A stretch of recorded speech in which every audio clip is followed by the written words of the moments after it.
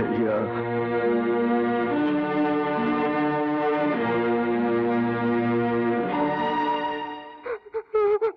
अरे जल्दी करना यार।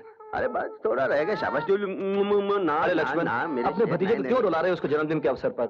अरे भैया रुलाने की बात नहीं, अपने कुल देवता की मूर्ति इसके जिस्म पर गड़वा रहा हूँ ताकि भगवान इसकी रक्षा करे। अब अरे डरो मत भाभी, हिम्मत रखो भाभी, शेर बना रहा हूँ अपने भतीजे को। अरे शाबाश, अरे बना दे बस। लक्ष्मण, लक्ष्मण, तुम यहाँ खुशियां मना रहे हो और वहां तुम्हारा हक लूटा जा रहा है। क्या कह रहे हो गोविंद? रघुपति साई ने फैसला कर लिया है कि वो अपने छोटे दीवान के बेटे को अपनी सारी जायदाद का वारिस बना देंगे। आज ये रस्म पूरी होने जा रही है। लक्ष्मण के जीते जी ये रस्म हरगिज पूरी नहीं हो सकती। मैं देखता हूँ। मत जा लक्ष्मण, हम गरीबी अच्छे हैं, हमें उनकी दौलत नहीं चाहिए। लक्ष्मण बहुत खुशहाल है, कहीं कोई ऊंच नीच ना कर बैठे, जाके उसे रोकिए। आज भगवान को साक्षी मानकर और तमाम लोगों की मौजूदगी में मैं सौगंध खाता हूं कि हमारी सारी जायदाद और मिल्कियत का वारिस हमारे छोटे दीवान श्रीनाथ का इकलौता बेटा मोंटी। नहीं जिम्मेदार साहब, नहीं, कोई मोंटी फांटी इस जायदाद का वारिस नहीं बन सकता। कौन हो तुम? लक्ष्मण है मेरा नाम और मेरे भगवान जैसे भाई का नाम राम है। मेरी सीता जैसी भाभी का नाम सुनेंगे जिम्मेदार साहब? लक्ष्मी है उसका नाम। मत लो उस जलील का नाम। जिस दिन उसने मेरी मर्जी के खिलाफ उस 2 टके के किसान के साथ शादी की, उसी दिन से मेरे साथ उसका रिश्ता हमेशा के लिए टूट गया। रिश्ते की डोर कच्चे धागे की नहीं होती जिम्मेदार साहब, जो एक झटके से टूट जाए। ये तो जरूर आपके पुरखों में किसी ने दान पुण्य किए थे, जो आपको लक्ष्मी जैसी बेटी नसीब हुई, जिसने अपने पवित्र प्यार की खातिर आपकी झूठी लक्ष्मी को ठुकराकर मेरे गरीब भाई से शादी की। मेरा भाई एक किसान है जिम्मेदार साहब, जो अपने खून पसीने से अनाज का एक एक दाना पैदा करता है। दौलत की जिस बलबूते पर आपने ये आलीशान कोठियां खड़ी की है ना, दरअसल ये हम गरीबों के खून पसीने की कमाई है। तो साफ क्यों नहीं कह देते कि हमारी दौलत देखकर पसीने की जगह राल टपक रही है? किस दौलत का घमंड कर रहे हैं आप? आपकी सबसे बड़ी दौलत आपकी बेटी आज हमारे घर की इज्जत है।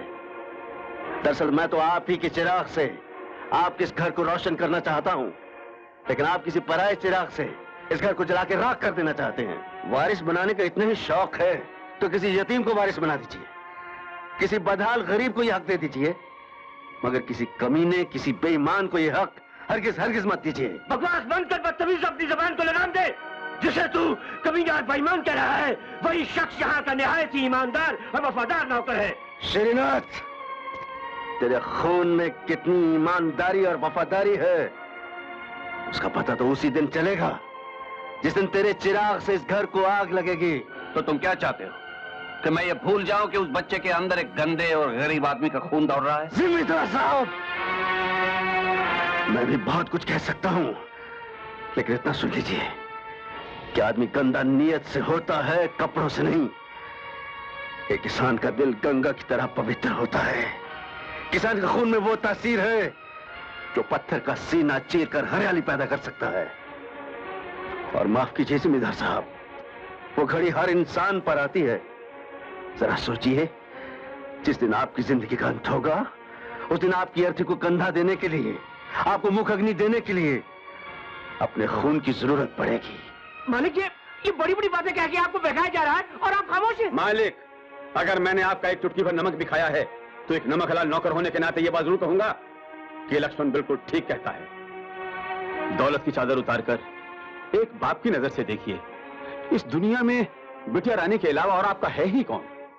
अब भी अगर आपकी आंखें नहीं खुली जिम्मेदार साहब, तो मैं चाहता हूं, लेकिन इतना याद रखिए कि भैया और भाभी तो शायद आपको माफ कर दें, लेकिन विजय आपको कभी माफ नहीं करेगा।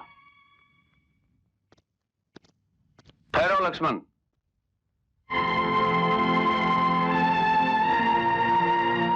लक्ष्मण, कल दिवाली है, लेकिन कल इस हवेली में दिया तब जलेगा जब हमारी बेटी लक्ष्मी यहां आएगी और खुद लक्ष्मी पूजन करेगी। जिम्मेदार साहब। दीवान जी, कल आप खुद जाइए और सबको इज्जत के साथ यहां ले आइए। जो आज्ञा मालिक।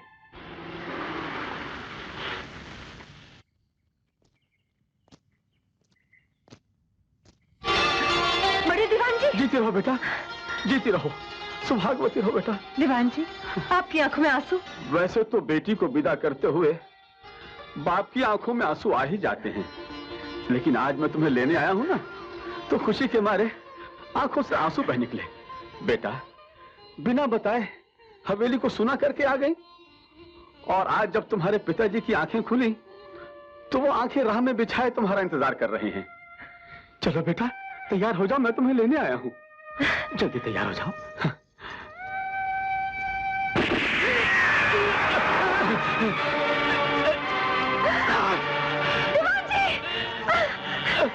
दीवान जी, जब तक मेरी आंखों का चिराग जिंदा है तब तक कोई दूसरा दीप हवेली के इर्द गिर्द टिमटिमा भी नहीं सकता। यहाँ खून की होली होगी और हवेली में काली दिवाली।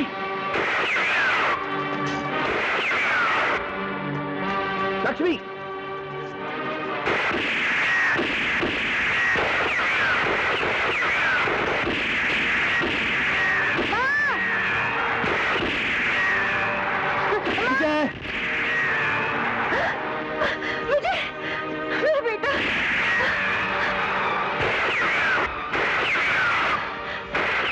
भाभी, विजय को लेकर पीछे के दरवाजे से निकल जाओ और गोविंद के घर चले जाओ। मैं और भैया लोगों को देखते हैं। जाओ, जल्दी जाओ। पीछे करो, कोई जिंदा भागने न पाए। भाभी, क्या बात है भाभी? गोविंद भैया, मेरे विजय को बचा लो। श्रीनाथ और उसके आदमी मेरे विजय के खून के प्यासे हो रहे हैं। आप फिक्र मत करो भाभी, मैं अपनी जान दे दूंगा, लेकिन विजय का बाल बांका नहीं होने दूंगा। आप एक काम करो, मेरे दोनों बच्चों आनंद और माधवी को संभालो, मैं इसे लेकर जाता हूँ। इनका ख्याल रखो भाभी।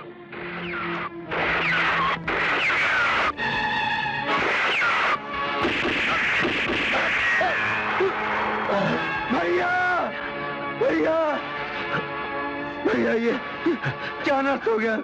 लक्ष्मण, मेरी जाने का समय आ गया। ऐसा मत कहो भैया, ऐसा मत कहो। लेकिन तू एक वादा कर। कहो भैया। इन गद्दारों से इन सबकी मौत का बदला देगा। भैया, तुम्हें कुछ नहीं होगा भैया। और विजय का क्या भाई?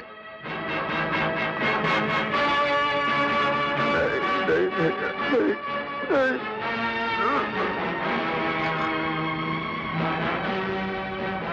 श्रीनाथ, अब तुम मेरे हाथों से नहीं बच सकता। चला। छोड़ो।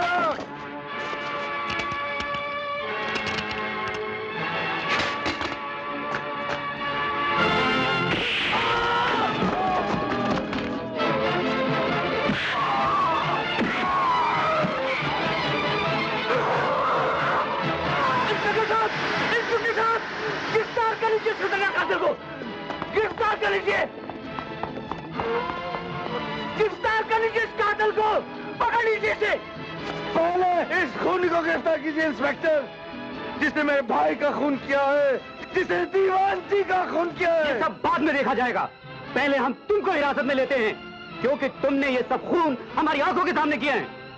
मेरे भाई और दीवान जी की मौत का ये मंजर तब तक मेरी आंखों के सामने रहेगा।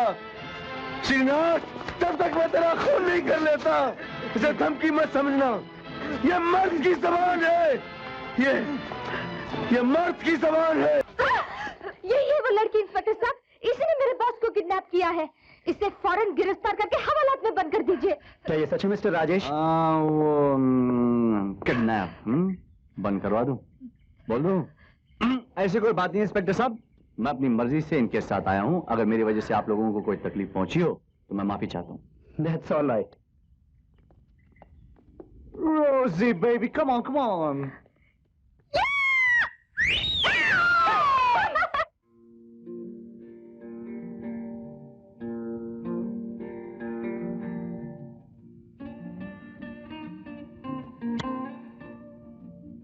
इतने साल हो गए, मैं कब तक अपने प्यार को जब्त किए रहूं? जब तुमसे नजर मिलती है तो बात अंदर ही दबकर रह जाती है। तुम तो सो गए, लेकिन मैं अपने प्यार को छुपाकर रात भर जागती रहूंगी।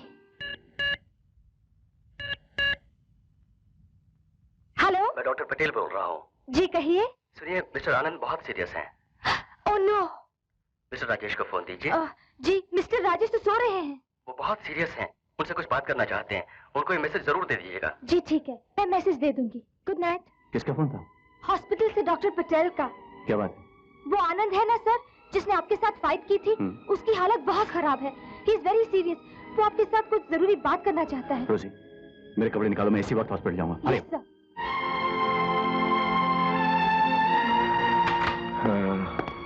आनंद, आनंद।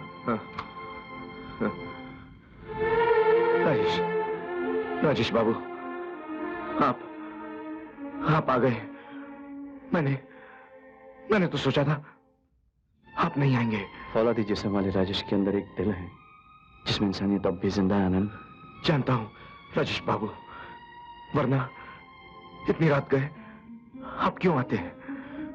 शायद कल सुबह तक मेरी आंखें बंद हो जाती और मैं अपनी कहानी अपने साथ लिए बहुत दूर चला जाता। नहीं आनंद, ऐसा मत कहो। तुम बहुत जल्दी अच्छे हो जाओगे। नहीं, बहुत जल्दी अच्छे हो जाओगे। राजेश बाबू, आखिरी वक्त जब करीब होता है तो दूसरों से पहले आदमी को खुद पता चल जाता है कि उसकी मौत बहुत करीब है। आपने तो मुझे लड़ने से मना किया, लेकिन क्या करें, मेरी जरूरतें इतनी ज्यादा बड़ी हो गई थी कि मेरी अपनी जिंदगी बहुत छोटी नजर आ रही थी। मेरी एक माँ है, बहुत बीमार है, गांव में रहती है। शहर में लाकर उसका इलाज करवाने की ताकत मेरे अंदर नहीं थी। स्कूल का मामूली ड्रिल मास्टर हूं ना, इसलिए। राजेश बाबू, मेरी एक बहन है, उसकी डोली उठवाने की तमन्ना थी, लेकिन हिम्मत नहीं रही। इनाम के 1 लाख रुपए जब सामने नजर आए तो साथ में एक भली चंगी मां भी नजर आई, जो अपनी बेटी को आशीर्वाद देकर डोली में बिठा रही थी। लेकिन राजेश बाबू, वो सब सपना रह गया। ये बात तुमने मुझे पहले क्यों नहीं बताया आनंद? शायद मैं अब भी नहीं बताता राजेश बाबू, लेकिन एक बात मुझे बार बार सता रही थी कि कहीं आप मुझे गलत ना समझ बैठे। राजेश बाबू, मैं नाम कमाने के लिए आपसे नहीं लड़ा था और न ही आपको हराने के लिए लड़ा था। मेरी अपनी मजबूरी थी, जिसकी वजह से मैं अपनी तकदीर आजमाने चला आया था। राजेश बाबू, हो सके तो मुझे माफ कर दीजिए, माफ कर।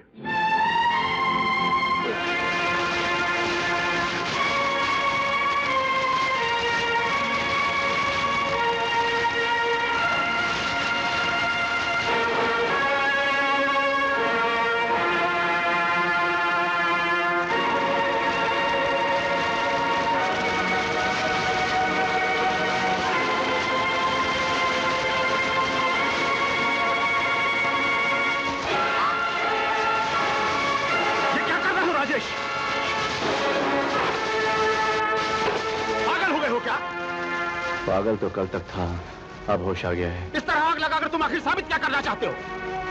मैं फाइटर राजेश की चिता जला रहा हूँ। आज आनंद के साथ साथ वो भी जल जाएगा। तुम्हारा मतलब है कि आइंदा तुम किसी फाइट कंपटीशन में हिस्सा नहीं लोगे? हाँ बैनर्जी साहब, मुझे ऐसी कमाई नहीं चाहिए जिसमें इंसान के खून की बू आती हो। तुम भी कैसे तमाशा समझ रखा है?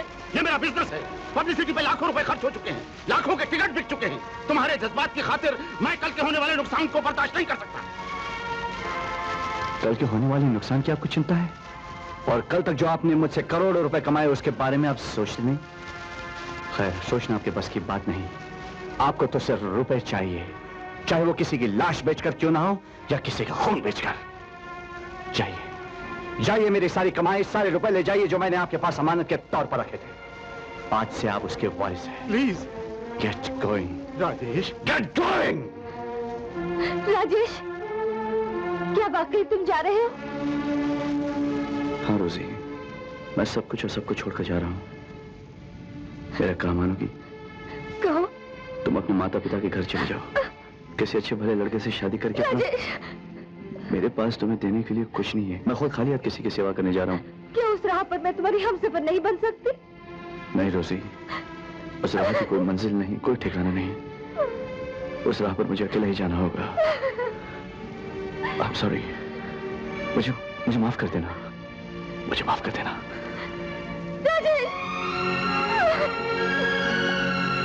मैं प्रायश्चित करने आया हूं बहन।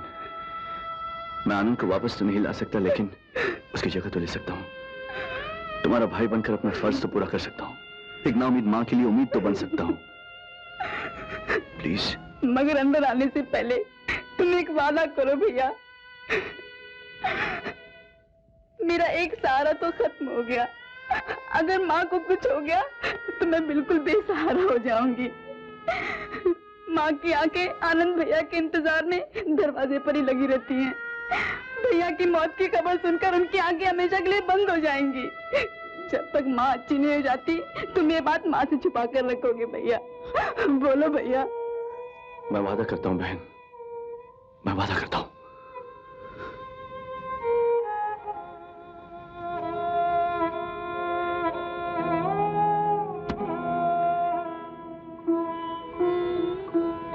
कौन हो तुम बेटा? माँ, ये राजेश भैया हैं, आनंद भैया के दोस्त। आनंद का दोस्त? लेकिन बेटा तुम्हारे बारे में उसने कभी हमें कुछ नहीं बताया। कैसे बताता माँ? उसने मुझे भी आप लोगों के बारे में बहुत देर से बताया। जिन रिश्तों के बारे में देर से पता चले वो रिश्ते टूट तो नहीं जाते। नहीं बेटा, रिश्ते तो मरने के बाद भी नहीं टूटते। बस ये वही रिश्ता है माँ जो मेरे और आनंद के बीच में था। मतलब आनंद तेरे साथ नहीं आया? नहीं माँ, उसी की तो खबर देने में आया हूँ। उसे बहुत अच्छी और बहुत बड़ी नौकरी मिली है, वो भी स्विट्जरलैंड में। तू जानती है माँ स्विट्जरलैंड कहाँ है? नहीं बेटा। कहते हैं स्विट्जरलैंड स्वर्ग जैसा है माँ।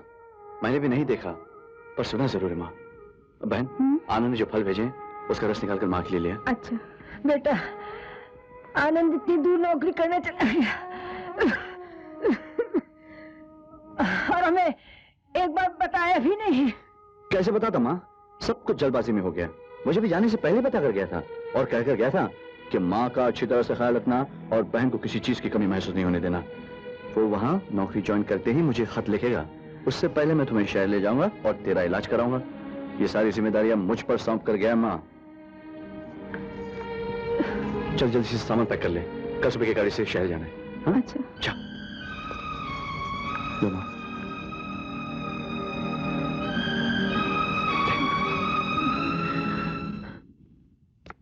दादाजी ये लीजिए, जूस पीजिए। नहीं बेटी, मैं ये नहीं पीऊंगा। ये उधार की जिंदगी मैं और नहीं जीना चाहता।